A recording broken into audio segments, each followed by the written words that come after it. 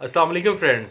देखिए, अगर YouTube channel पे हमने यही बताना है कि शनाख्ती कार्ड किस तरह से बनना है, डोमिसाइल पे हमने वीडियो आधे घंटे की देनी है कि डोमिसाइल किस तरह से बनना है, तो फिर ये यूट्यूब चैनल्स हमारे देखने वाली नहीं, हमारे करने वाले काम नहीं है। ये हमने अपने नहज से चलना है, अपने ढंग से चलना है।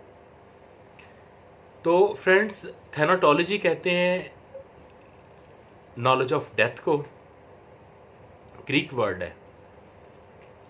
और डेथ को आप डिफाइन करना चाहें तो कैसे करेंगे कि डेथ जो है इरिवर्सिबल लॉस है लाइफ लिविंग बीइंग का और उसकी प्रॉपर्टी का।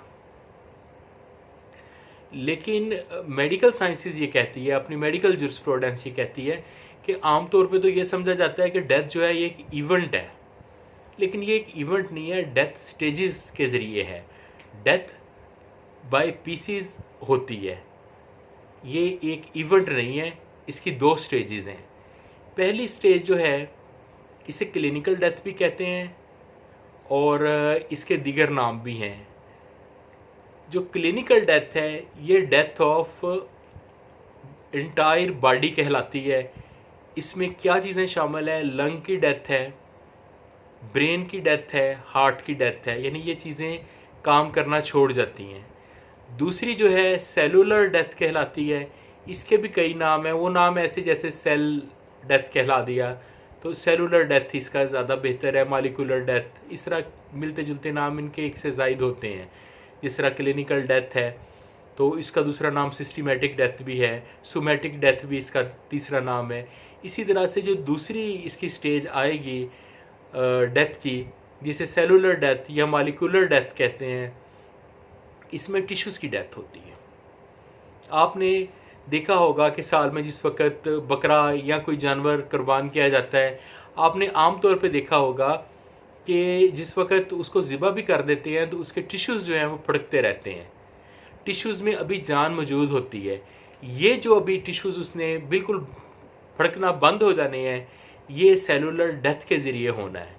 तो पहली स्टेज और दूसरी स्टेज के दरमियान में जो दरमियानी गैप है ये 3 से 4 घंटे का होता है ह्यूमन बीइंग के लिए। अब एक और चीज़ ध्यान में रखें, कहते हैं ना जी कि अल्लाह ताला ने कुदरत ने बड़ी दानाई से इंसान को बनाया है और इंसान का टेम्परेचर हमेशा अपने इर्द गिर्द से आम माहौल में ज़्यादा होता है, या अगर कम भी हो तो ये टेम्परेचर के हिसाब से वक्त के साथ कुछ वक्त के बाद ये अपने माहौल के हिसाब से हो जाती है। और टाइम सिंस डेथ भी इससे पता चलता है, जिसका फार्मूला ये है कि रेक्टल में ये डाला जाता है आला, और ये 1.5 फ़ारेनहीट के हिसाब से ये नीचे गिरता है फी घंटा।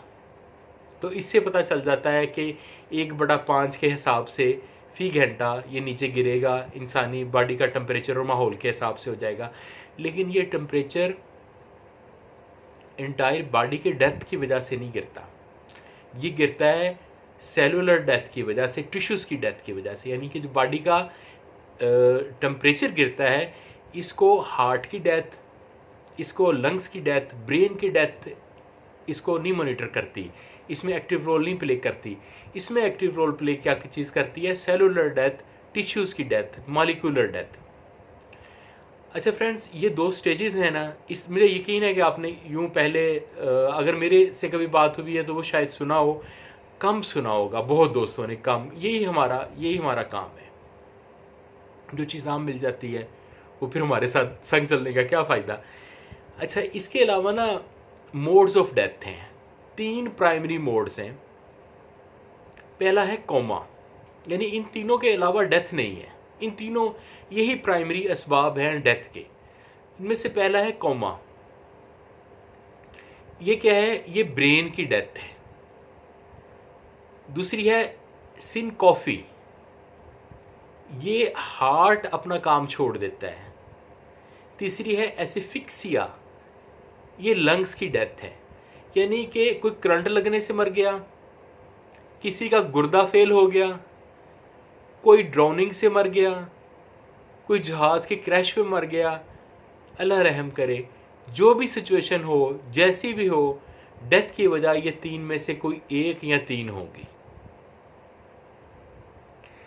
अच्छा, जो अभी हमने पहले अर्ज की ना कि जो पहली स्टेज है उसकी clinical death, systematic death, somatic death,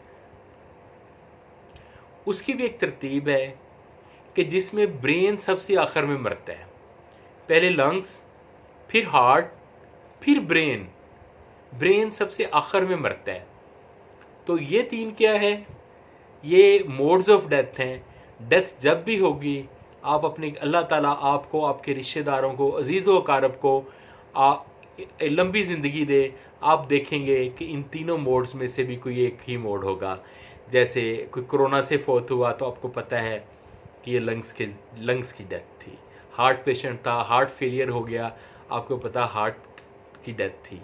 और अगर आपको पता है कि ब्रेन की कोई झटका लगा, कोई सर को चोट लगी, तो ये इस पे कहानी मेरी यूं ही बंद नहीं होती। शुक्र अल्लाह का कि अब हमारे संग चलेंगे तो मोदी को भूल जाएंगे। हमने सारी ज़िंदगी यूं ही गुजारी है। हमने कभी अपने उस्ताद से किताब ली थी या उसकी लाइब्रेरी से लेनी चाहिए थी, अगले दिन ताला लगा हुआ था। मुझे एक हमारे सेशन जज थे, वो उन्होंने पंजाब में पहला नंबर और पाकिस्तान में दूसरा नंबर, गालबन पाकिस्तान में दूसरा नंबर है उनका, केसेस, सेशन केसेस उन्होंने जल्द निबेड़े हैं। तो वो उन्होंने अपने उस्ताद का मुल्तान में मेजर एक्ट लिया था, चौधरी अशरफ साहब गालबन उनका नाम था सीनियर का। तो उन्होंने उसे दफ्तर से निकाल दिया था कि मेरे मेजर एक्ट को क्यों हाथ लगाया। आपको तो यकीन करें, बड़े प्यारे प्यारे उस्ताद मिलते हैं, बहुत कुछ मिलता है। हमें पता है कि कांटों का सफ़र था, अल्लाह ताला इसे फूलों का सफ़र बनाता है। फिर चूँकि हम उस्ताद बनना चाहते थे, यूनिवर्सिटी में पढ़ाना चाहते थे, हमें वो क्वालिटीज़ अल्लाह ने दी, और हमारे पास जो है हम इसे अपने पास रखना नहीं चाहते। मैं नहीं समझता कि किसी जूनियर को जूनियर ट्रीट करें। मैं समझता हूँ वो आपका एसोसिएट है, वो बेटा है, आपका बच्चा है, उसे अपने साथ अपनाएं। वो प्यार के काबिल है, प्यार के लिए आया है, उसे अपना आप दें। मुझे याद है कि मेरे वाले साहब जिनसे पढ़े थे वो फौत भी हो गए थे। मेरे वाले साहब ने उनकी बेटियों की भी आगे शादी की। कि ये एक ऐसा सिलसिला होता है उस्ताद और शागिर्द के बंधन का। आज इस बंधन को दोबारा बेदार करने की और मजबूत करने की ज़रूरत है। रिश्तों में प्यार रहे तो सारा कुछ है। अल्लाह हाफिज़।